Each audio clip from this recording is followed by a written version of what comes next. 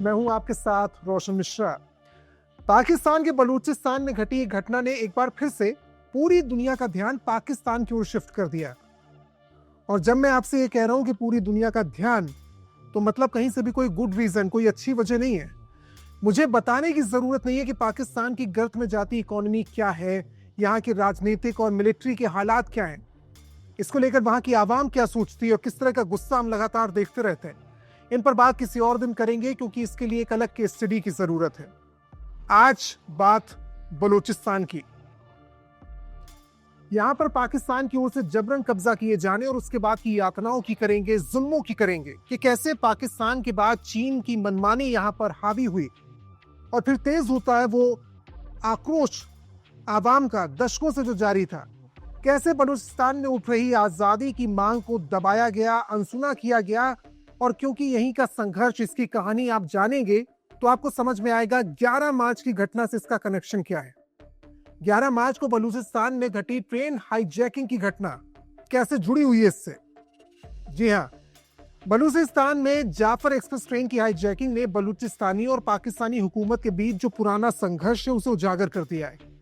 बलूचिस्तान को लेकर जो बलोच लिबरेशन आर्मी है, BLA, इसी ने हाईजैकिंग की जिम्मेदारी ली है और कुछ आर्मी पर्सनल, कुछ इंटेलिजेंस के लोग हैं जिनको बंधक बनाकर पाकिस्तान सरकार के सामने मंगलवार रात 10 बजे एक चेतावनी जारी की गई और अपनी मांगे पूरी करने के लिए 48 घंटों का अल्टीमेटम दिया गया। ये अल्टीमेटम बलोच लिबरेशन आर्मी यानी BLA की ओर से दिया गया। ये कौन है? BLA कौन है? बलूचिस्तान का संघर्ष क्या है? इसमें चीन का कनेक्शन क्या है? ये सब आपको आगे बताऊंगा, लेकिन पहले ये जानिए, बहुत जरूरी है जानना कि हैरान करने वाली बात होती है जब आप ट्रेन हाईजैकिंग की बात करते हैं। दुनिया में बहुत किस्से हैं जब प्लेन हाईजैक हुए हो। ट्रेन हाईजैकिंग की बात सुनने में हैरान करने वाली होती है, तो सबसे पहले शुरुआत यही से करते हैं कि ट्रेन की हाईजैकिंग हुई कैसे। बलूचिस्तान के क्वेटा शहर से एक ट्रेन है जाफर एक्सप्रेस, जो कि पेशावर के लिए रवाना होती है। 11 मार्च को भी ये ट्रेन पेशावर के लिए रवाना होने के लिए सुबह 9 बजे क्वेटा के रेलवे स्टेशन के प्लेटफॉर्म पर आकर खड़ी हुई। कुछ ही देर बाद ट्रेन की 9 बोगियों में यात्रियों की भीड़ खचाखच भर गई। जानकारी के मुताबिक 450 से लेकर 500 लोग होंगे जो इस ट्रेन में सवार हुए। इन यात्रियों में कुछ ऐसे यात्री थे जिनका इस ट्रेन में मौजूद होना, जिनका इस ट्रेन में सफर करना इस ट्रेन के लिए, बाकी मुसाफिरों के लिए मुश्किलें खड़ी करने वाला था, क्योंकि इन यात्रियों का इंतजार कोई और कर रहा था। बलूचिस्तान लिबरेशन आर्मी के लड़ाके कर रहे थे।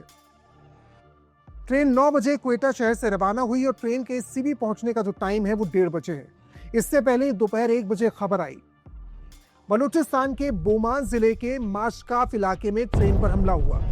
बलूच लिबरेशन आर्मी ने बोलान के माशकाफ में गुडलार और पीरू कुंडरी, इसके बीच में इस घटना को अंजाम दिया। यह पहाड़ी इलाका, यहाँ पर बताया गया कि 17 सुरंगें हैं, जिनके चलते जो ट्रेन की स्पीड है वो कम करनी पड़ती है। और इसी दौरान, शायद इसी वक्त का इंतजार था BLA को, जब ट्रेन पर हमला किया गया।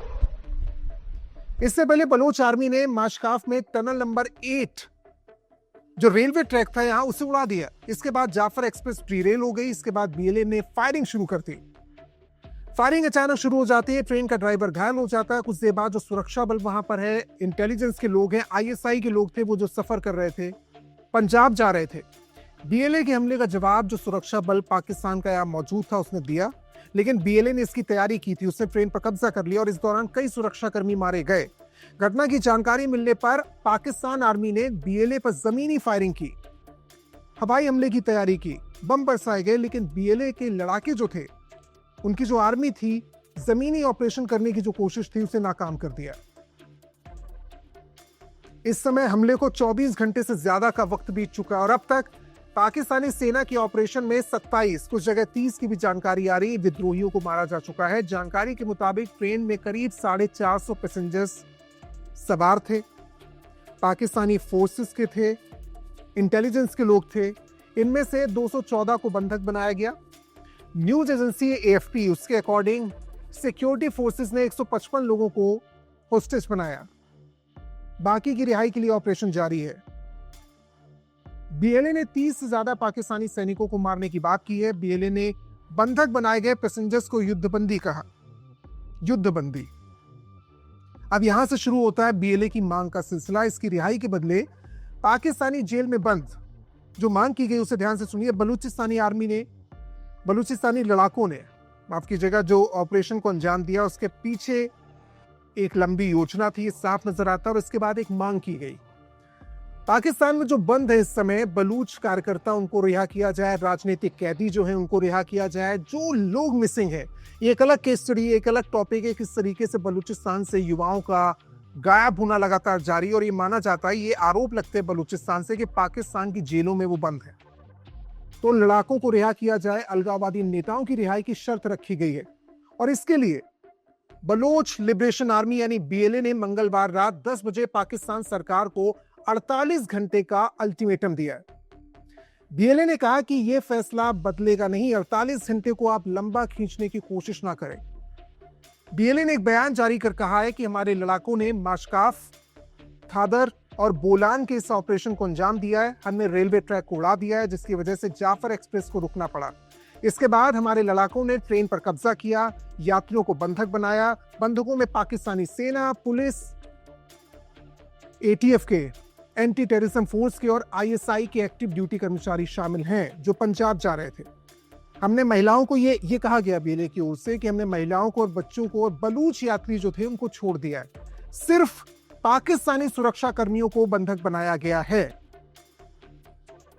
इस ऑपरेशन का जो लीड कर रहा था, नेतृत्व कर रहे थे, वो बीएलए की फिदाइन यूनिट है, मजीद ब्रिगेड, वो कर रही थी, जिन्हें फतेह स्क्वाड, एसटीओएस और जिराब इंटेलिजेंस विंग का समर्थन हासिल है।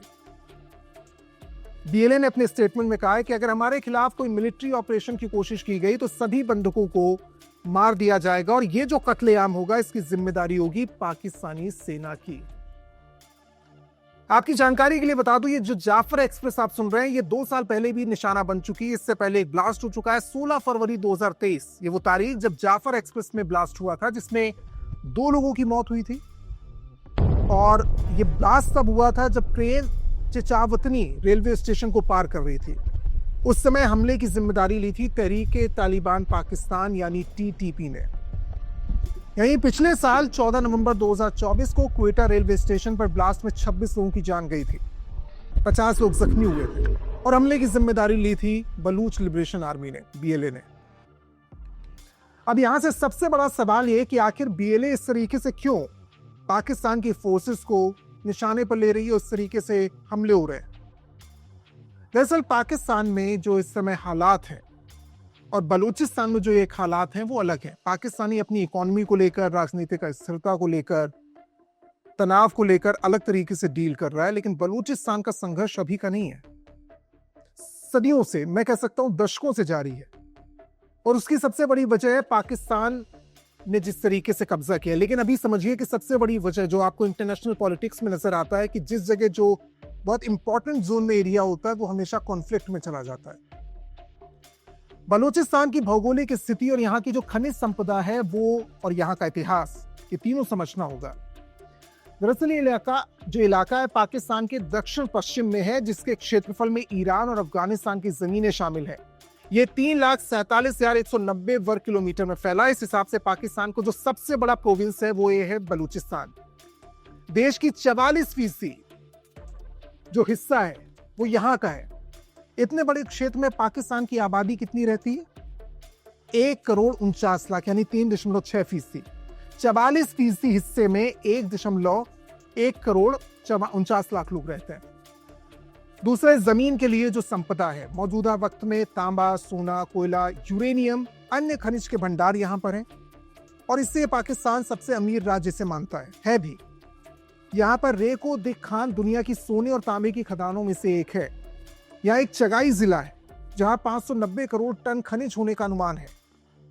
इसके प्रति टन भंडार में 0.22% 2 ग्राम सोना है और लगभग 0.41% तांबा है।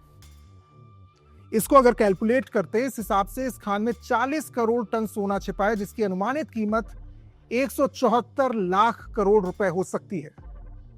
इसके बावजूद ये इलाका पाकिस्तान के सबसे पिछड़े इलाकों में से एक है।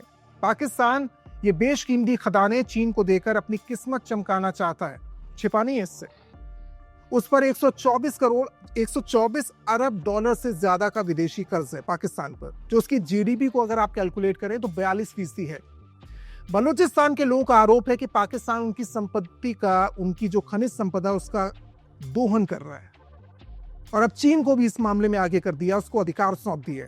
यहाँ के लोग कई दशकों से पाकिस्तान और अब चीन से आजादी के लिए संघर्ष कर रहे हैं।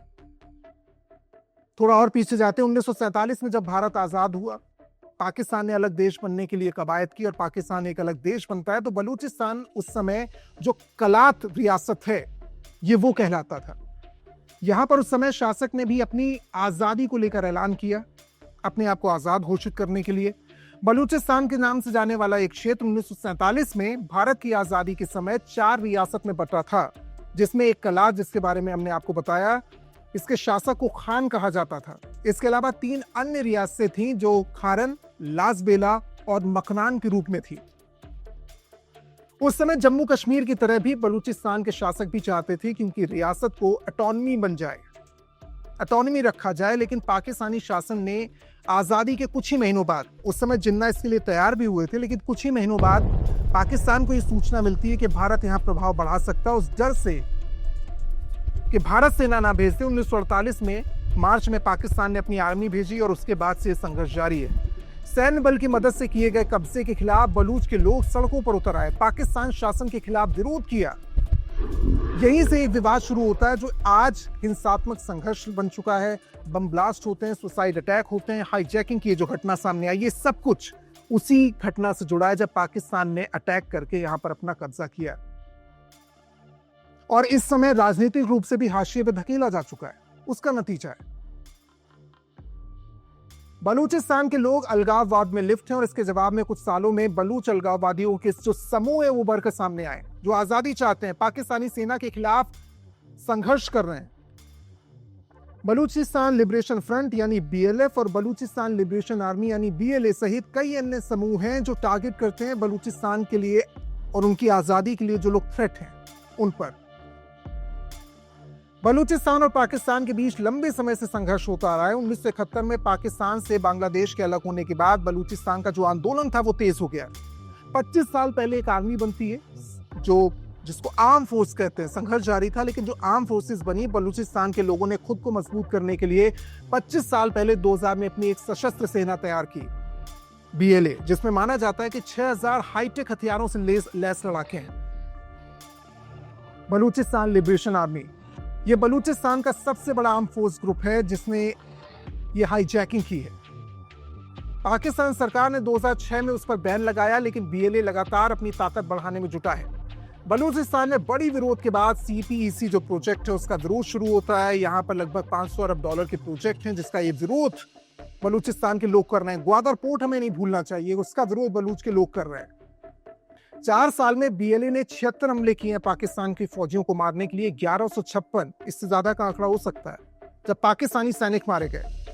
इन प्रोजेक्ट की वजह से समुदाय में बड़ी संख्या में लोग विस्थापित हुए हैं। चीनी मजदूरों की संख्या यहाँ पर बढ़ी है, जिससे पाकिस्तानी शासन के खिलाफ गुस्सा बढ़ गया है।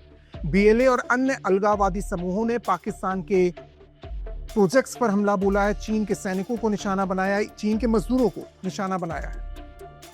इन हमलों का मकसद है कि सीपीईसी किसी तरीके से रुक जाए।